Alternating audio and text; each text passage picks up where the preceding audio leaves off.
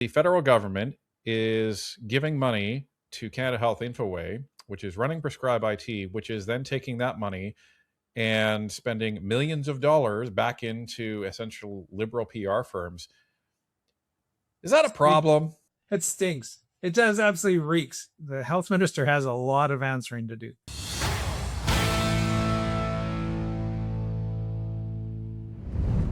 The opioid crisis, the safe snorting crisis. I can't believe I'm actually saying some of these things, but this is the reality in Canada today. And on top of all of that, a $300 million boondoggle. And no, I'm not talking about ArriveCan. I'm talking about Prescribe IT, which seemed to be the instruction manual on how ArriveCan came to be in terms of costing our government millions and millions of dollars to produce something that nobody really asked for and nobody really wanted. To talk about that, and as well as to talk about some of the blackouts in committee that he has experienced firsthand, is MP Dan Mazier of Riding Mountain on the Standing Committee of Health. Dan, welcome to Northern Perspective. Thank you. It's great to be here. All right. Well, let's just dive into this. You know, we spent a lot of time in the last parliament under Justin Trudeau embroiled in the ethics committee, in the OGO committee, and the public accounts committee. You know, there's important work that goes on in every committee, but we are just perpetually seems to be being dragged into the health committee this time because of the amount of investigations that are going on and the material that is coming out to the tune of a $300 million scandal. How did you end up coming across this, and what was the Liberals' initial reaction when account started to be, you know, drawn to this type of scandal that has been dominating at least our channel for the last week? Yeah.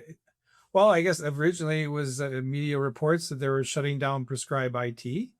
And in that report, they did say it was, I don't know if it had $300 million, but less than 5% of the prescriptions were going through that. So that started raising flags all over our office. So we thought we'd do some digging into it, and we'd start first with the entities that were there. So there was, Michael Green, like Canada Health Infoway, and then of course the Health Canada and TELUS Health. There seemed to be the three entities that needed to get to committee. So we ended up having there, and that was quite an eye-opening experience. As I know you've very well reported on how the CEO, Michael Green, that's probably the biggest, bombshell that went off in committee as so far as to how evasive he was. He had this is a $300 million boondoggle. Like, there was a total waste of money. It's been going on for the last 9 years, and he had nothing to show for it. Absolutely nothing to show for it. And he was, well, you've played lots of videos, and I know you will play a lot more to show the audience, but it was absolutely atrocious. Actually, the Liberal chair at the time, Hedy Fry, she actually went after those guys too. Like, they had to answer the questions. And it was a simple question with Mr. Green, like, what's your salary, right? And he would not answer it. And in public, he says, well, it's posted on the website. Ironically, and a lot of people don't know this, we went and looked, it wasn't there. His salary was not there for 2 days, and all of a sudden it showed up on the website. So there was all of a sudden they figured they would do it. But guess what? He made $900,000 or close to that, his annual salary, and that's including a maximum performance bonus of $215,000 on a failed program. Prescribe IT was a success in his own recollection during committee. So I've never seen anything like it in committee, like the brazen, just how brazen, out of touch. And I can't imagine, well, that was, speechless.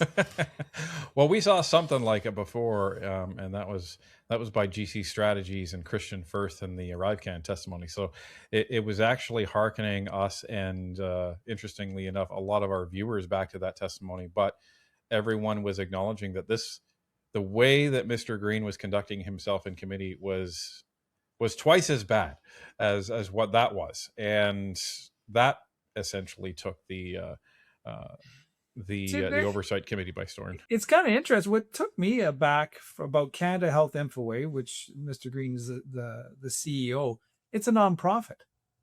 And that is posing some problems for us to get information, believe it or not. Like it's because it's not a government entity.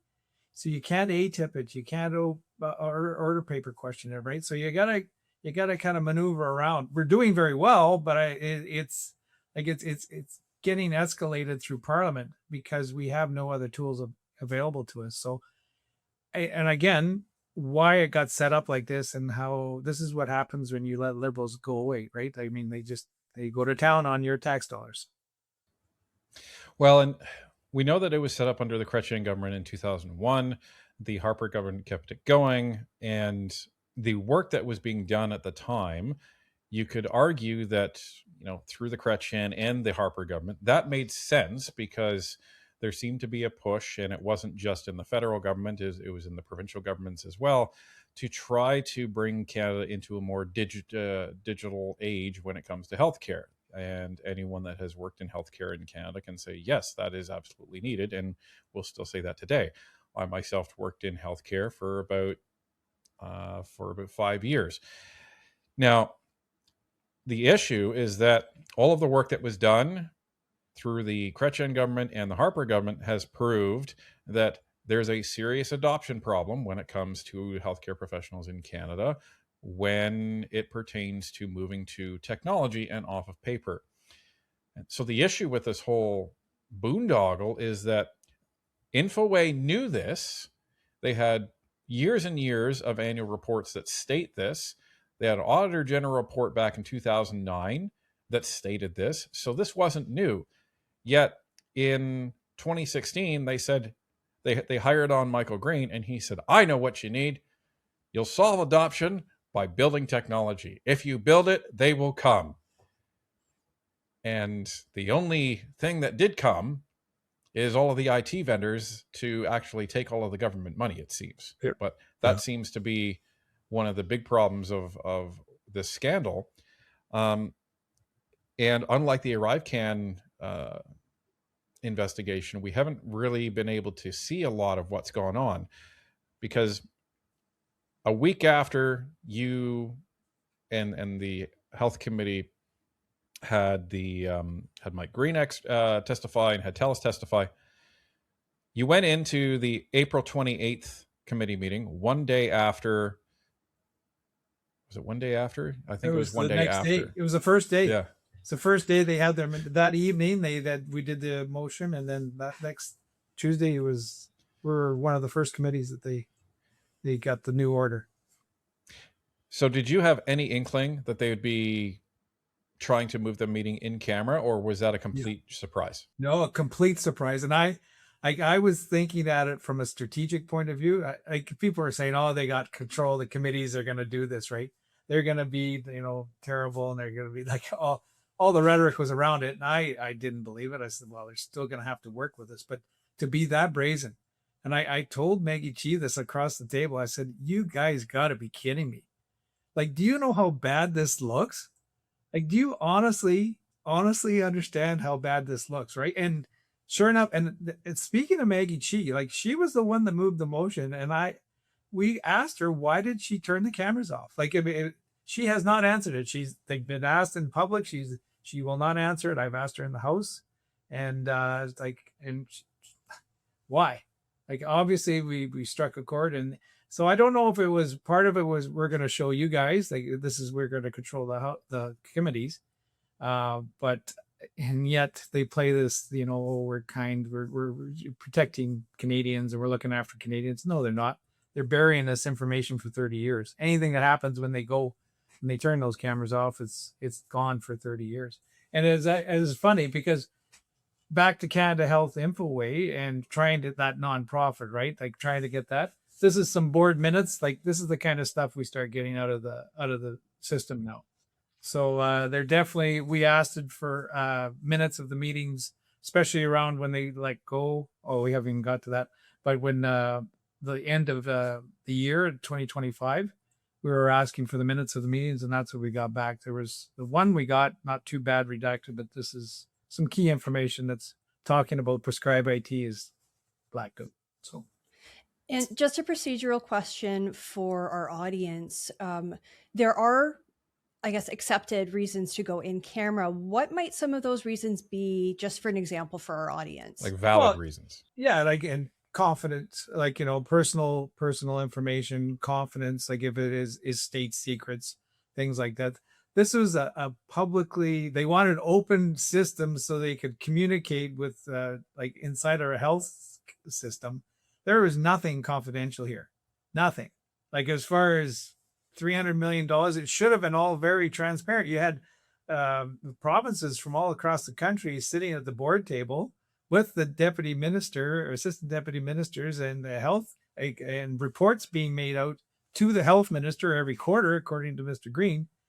Like there's nothing to be redacted here from what we can see.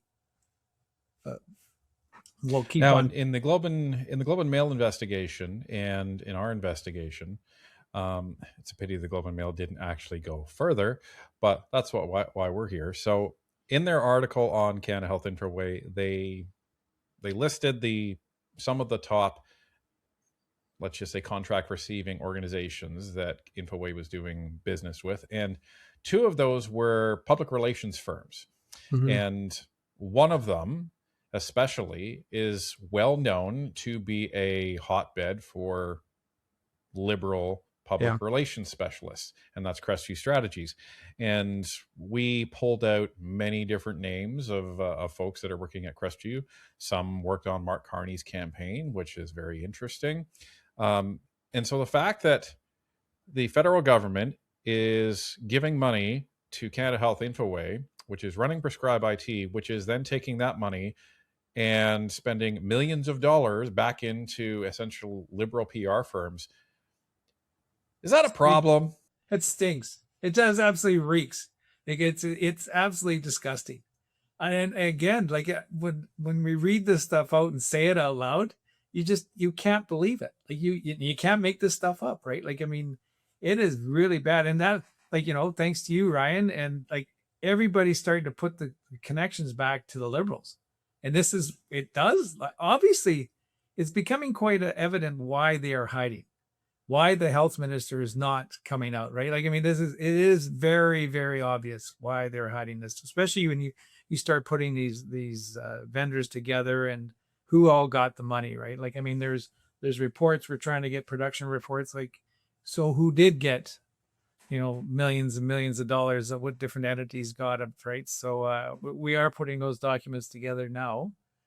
It was a really interesting discussion, and I'm sure we'll get into it, but when we talked to the CEO, that's where a lot of alarm bells started to come on. Like that was another meeting, the next meeting. And when we started talking to him, that was Mr. Vaughn, I think. He had no problem paying Mr. Green, the CEO, $900,000. That was comparable salaries for that kind of job. Like I said, like, and he sat there with a straight face. Like I could not, like, really, like, I mean, you're supposed to perform. You're supposed to get $215,000, but you got a car with that too. That was in the 900,000. Wow. Wow. But okay, so when it comes to when it comes to some of this stuff, the good thing is that even if a committee does go in camera, there is still some information that is left public. So you moved a motion immediately before this meeting went in camera, and the motion that you essentially moved was, and I'll summarize, that you were calling on the Auditor General to do a full audit into Prescribe IT and Canada Health Infoway, and you wanted the Minister of Health to come and testify at committee. Now, we can see that motion was moved prior to the cameras being shut off. After the cameras came back on, we ended up seeing that, yes, there's going to be a Auditor General investigation, but magically, there is nothing about the minister testifying at committee. So, I know you can't say anything about what happened, but it's obvious discussion went on behind the scenes to remove the minister from that motion. So we can speculate on that. I'm not going to put you in the position of speculating on that because that takes you too close to violating parliamentary rules. But we can say to Canadians, we should be asking why the Liberals don't want the Minister of Health testifying on a system that has been funded and is accountable to the Minister of Health. This is a question that all Canadians should be wondering, and maybe it'd be a good idea to write the Minister of Health to ask them that question, why they don't want to testify at the Standing Committee on Health. But that's for Canadians to make. Yeah, and even on that, Ryan, even the Health Committee, like don't be scared to write the Health Committee and this is discussions going on. It's a very valid question. Get that her and Mr. Green. They're also blocking Mr. Green, right? They turned around. I guess we missed that little part, right? So after we brought him to committee, he got fired like about 2 days after that, right? So Mr. Green, so we wanted to have a summons to bring in Mr. Green. Well, they said, no, that's not going to happen because he doesn't work for us anymore, but we'll bring in the CEO. The CEO come in instead. So that's how the CEO ended up, or the board chair, sorry. The board chair ended up in front of committee was because Mr. Green was fired. So thanks to Conservatives bringing us all this up, and I guess from his committee performance, right? At least everything seems to be lining up that way. So you're trying to say he didn't do well at committee, Dan? No, he didn't do well with $300 million. That's what I'm saying. He just blew it out the door, and taxpayers are left holding the bag. Which is funny because he was being paid $900,000 and he was given his bonus. All of a sudden, it was decided, you know what, maybe you're not doing such a great job. It's time for you to leave. I get it. Well, we were talking, I guess you go back and look at the CEO's testimony when he was, or I keep on calling that board chair. Like he says, well, he was doing okay, but we were already talking maybe it's time for him to move on. Like he was nuancing it a little, like kind of moving around a little bit when he was at committees, the board chair. So, but because I asked him directly, like normally you have to perform, like things have to be very good, but he thought prescribed by IT was a very good program too, is a success. So the board chair. So like, that's how out of touch he is too. So maybe he finally read the Globe and Mail article and actually saw what was actually going on. Because if you read the annual reports, every year they're trying to paint this as a monumental success. And I found it interesting how Mr. Green was seemingly attempting to mislead the committee when he was asked how many prescriptions are actually filled through this, which you already knew. And his response was, well, 95% of pharmacies are on board. Wonderful. That's not the question that I asked. Yeah. So where do you think this investigation is going in terms of prescribed by Teen Committee? Are we going to see more meetings, do you think? Or do you think this is going to be effectively left behind now that the Liberals have control of committee? Well, Auditor General, we're still waiting for if she's going to look at the the review and consider it. So I guess that's another way we keep on pushing on that. I know we're sending in, we're allowed to send in extra information as well, so we're going to be doing that, and well, hopefully it's, she'll see the way that I can't see how she wouldn't at least do a light review, a little bit of a review of what's going on here, right? So I guess we're awaiting that. But there's also, there's points of privilege. There's lots of, there's just few committee tools we do have left. We can also bring it up at the House. Like, I mean, if it does end up hitting House reviews, we can do, motions. We can do lots of debate them for the day and they kind of bring it out that way. So I think Canadians, as we start pushing this forward, like everybody's starting to know what prescribed IT is, right? Like it's funny how many, that's the words, that's the coin phrase that everybody's catching on to. And when they hear $300 million and waste of money and Liberals, like it just gets unraveled real quick. So it's amazing how bad this is and how people are starting to pay attention to it. But we, and back to Maggie Chi, back to Doug Ilselson the other day, he he shut down a motion. We tried to bring the minister in. Like, I mean, they're doing some major protecting of the minister, and it does lie at her feet, and Michael Green probably as well, right? So I mean, this at the end of the day, she was responsible, and she obviously knew something because she's hiding. And what can Canadians do to make sure that, I suppose, justice is found for all this wasted tax money? I mean, you have families who are working, 2, 3, 4 jobs between them, paying all this tax money, and it's just being wasted. That of course is upsetting. And what can we do as citizens? Yeah. Well, very upsetting. I got I don't know. You guys watched when you did a study on the impact of immigration on the healthcare system. We did that. That was our study before all this, and the heartbreaking stories. We brought people to Canada here and to be doctors and nurses, and they can't practice. Right? There's the barriers and that. We would have taken a portion of the $300 million and got them some training and got them working and caring for Canadians. What would that look like, right? Get open residency spots. This is the ironic thing about this whole thing. This is in the name of healthcare and making it a better system for Canada, and it was blown totally out the door and given to liberal insiders.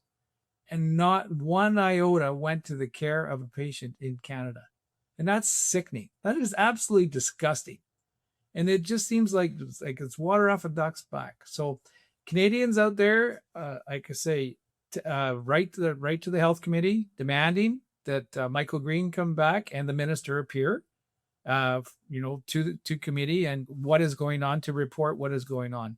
That would be probably number one, and then of course the minister herself, and then all the committee members. You write to the committee itself or the members of that. So that will put some major pressure on them as well. And Canadians, to make that easy, you'll find the links to these resources right at the top of the description in the video. So check that out, because we want to make it easy for you to find this. So you'll find a link to all of the members of the committee and a link to the way to contact committee, as well as the link to the House of Commons and the members of Parliament and the minister. Now, we don't have enough time to go through this entire investigation already, Dan, and it feels like we're still in the infancy, but the PR firm issue really bothers me, and it really bothers me because of a few things. So I was in a very similar situation with a company where we were trying to get adoption on a product. I was at Dynacare. We had a electronic resulting program called eResults, and we were trying to get people to sign up for it, and it was free, right? They didn't have to pay anything. Now, the one thing I know that we didn't use is we didn't spend millions of dollars on public relations firms. What we ended up doing is having people that were hired into the company that specialized in change management, organizational change management, and adoption. And they helped create strategies and information on how to actually get clinics on to this technology. So can you explain with any sort of hypothesis that Canadians would understand, just giving the benefit of the doubt to the Liberals, why they would need public relations firms in order to increase adoption of a IT product that didn't work? They're grassroots. Everybody was so out of touch, right? And the ironic thing on this, Ryan, they never went and talked to the doctors, like the people that were supposed to be using it, the prescriptor. Like we heard testimony on that. They never once came up and picked up and said, "Why aren't you using this? Like, how can we make it better?" They went and they hired another buddy. Let's do another study. This is the liberal way. Like, you mean the numbers on consultants, we know they're just, I've heard the number the other day was in the billions, like for consultants. Like, if you can't figure it out, hire a consultant, right? They'll do something else. But I honestly don't know. And the other kind of disturbing thing is too, they were making reports out every quarter, according to Michael Green, and reporting this up to Health Canada. Like someone was signing this off to say, "Oh yeah, it's good. Go hire another consultant. Go figure out what's going on." Like, and TELUS Health, like in all the, like, yes, they were getting paid like I think it was $10 million a year just to maintain the program and make sure it was running. And then they were getting add-ons for changes. Like they admitted that, but they even went, I believe they went into the government, I think around 21, 22 saying, hey, look, we got some issues here. They tried to warn them and they were totally ignored. So they're not like, I mean, they were collecting money and they were on the inside. Like, I mean, they got the original contract. So, I mean, that is where it's at. But why the extra, like Canada Health Infoway at its core is rotten. Like, I mean, there's no two ways about that. And what's the most shocking thing that you've learned in this study so far? That you can say. I would say the CEO, like him getting $900,000 a year, and then the board chair thinking, oh yeah, well that's what the market's bearing, that's what it's doing. And these are people from healthcare. I think that is the most disconnected thing you can possibly say, and it's the fundamental flaw in our healthcare system today. You go and talk to anybody and ask how Canada, we're very proud of it as Canadians, our healthcare system, and yet we've got this stuff going on. It's just ridiculous. So I think that was just how out of touch these people are to the normal Canadians, just trying to get some hip surgery or knee surgery, or trying to get their baby some service because they got a fever. Like, I mean, it's just, or trying to find a family doctor. 6 million Canadians don't have a family doctor. These guys are blowing out $300 million and not even a reference to that. Not even like this is making Canadians, like, giving us or strengthening their healthcare. It's, oh, I got paid, I don't care. Like, that's probably the most disappointing and surprising thing out of all. Like, they forgot about healthcare. They've lost their way, I think, and that's and that's why we're going to keep on digging. Conservatives are not going to give up on this. This is too big a deal that it shouldn't go away. So if you could give the Liberals a message, and Mark Carney, the Minister of Health, a message right now as it pertains to this particular boondoggle, what would it be? Get your health minister to health committee. Step one. Number two, demand a auditor general to do a full audit. That would be the two steps that I would think, because at least the health minister could come in and calm down a lot of different questions, hopefully, or not. Like, I mean, that's up to her. And then, but the health minister has a lot of answering to do.